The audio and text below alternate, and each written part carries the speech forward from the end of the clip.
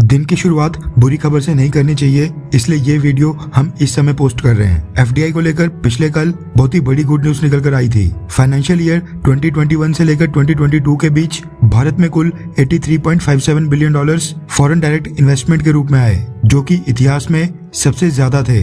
विदेशी इन्वेस्टर्स आज की डेट में भारत में खुलकर निवेश कर रहे हैं। IMF ने भी हाल ही में डेटा रिलीज किया था, जिसके मुताबिक जीडीपी ग्रोथ रेट के मामले में भी भारत दुनिया की सभी मेजर इकोनॉमीज में सबसे ऊपर चल रहा है। लेकिन इन सब के बावजूद एक फ्रंट ऐसा है जिसमें भारत को लगातार डाउनफॉल देखने को मिल रहा है। लेटेस्ट न्यूज जो निकल कर आ रही है वो आपको भी थोड़ा निराश कर सकती है, क्योंकि पिछले 10 हफ्तों यानी 70 दिनों के अंदर भारत को बहुत ही ह्यूज लगभग $40 बिलियन का नुकसान हो गया है, जो कि भारतीय करेंसी में 3,11,000 करोड़ रुपीस के आसपास बनते हैं। फॉरेक्स रिजर्व्स में ये गिरावट पिछले 8 से 10 सालों में किसी भी तिमाही यानी किन्हीं भी 3 महीनों में देखी गई अब तक की सबसे बड़ी गिरावट है।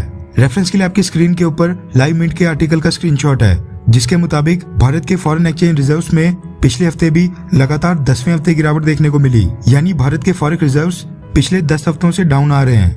रिजर्व बैंक ऑफ इंडिया ने पिछले कल 13 मई को खत्म हफ्ते के फॉरेन एक्सचेंज रिजर्व्स के डेटा को रिलीज कर दिया है, जिसमें बताया गया कि इस हफ्ते भारत के फॉरेन एक्सचेंज रिजर्व्स में $2.6 बिलियन की बहुत ही बड़ी गिरावट देखने को मिली है।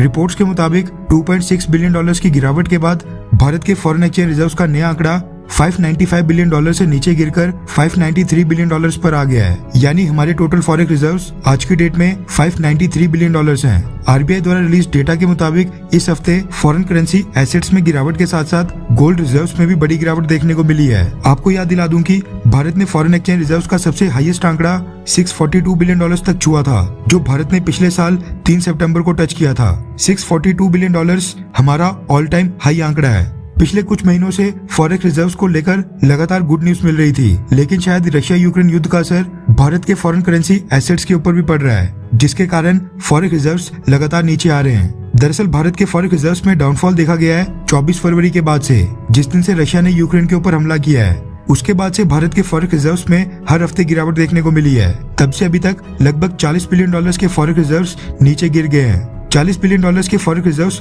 बढ़ाने में भारत को तकरीबन 13 महीने का समय लग गया था, जबकि गिरावट मात्र 3 महीने के अंदर ही हो गई है। इकोनॉमिस्ट का कहना है कि कहीं न कहीं इसके पीछे यूएस डॉलर के मुकाबले भारतीय करेंसी इंडियन रुपीस की गिरती वैल्यू भी है। यूएस डॉलर क्योंकि ज्यादा मजबूत स्थिति में आ गया है, उसके चलते हमारी करेंसी इंडियन रुपीस की वैल्यू लगातार नीचे गिर रही है। ऐसे में भारत की करेंसी ज्यादा नीचे ना गिरे, इसलिए रिजर्व बैंक ऑफ इंडिया के पास जो यूएस डॉलर के रूप में फॉरेन करेंसी एसेट्स हैं या बाकी करेंसी एसेट्स हैं, उनको बेचा जा रहा है। ये सारा क्राइसिस रशिया यूक्रेन युद्ध के कारण जो ऑयल एंड गैस मार्केट में इंस्टेबिलिटी आई है, ट्रेड प्रभावित हुआ है, उसके कारण ही पैदा हुआ है। वैसे लगातार 10 हफ्तों के लिए फॉरेक्स रिजर्व्स का नीचे गिरना चिंताजनक बात तो है ही, लेकिन आपको क्या लगता है कि देश के फॉरेक्स रिजर्व्स के नीचे गिरने से अर्थव्यवस्था के ऊपर कोई फर्क पड़ता है, हाँ या फिर ना? नीचे कमेंट करके अपनी राय जरूर बताएं।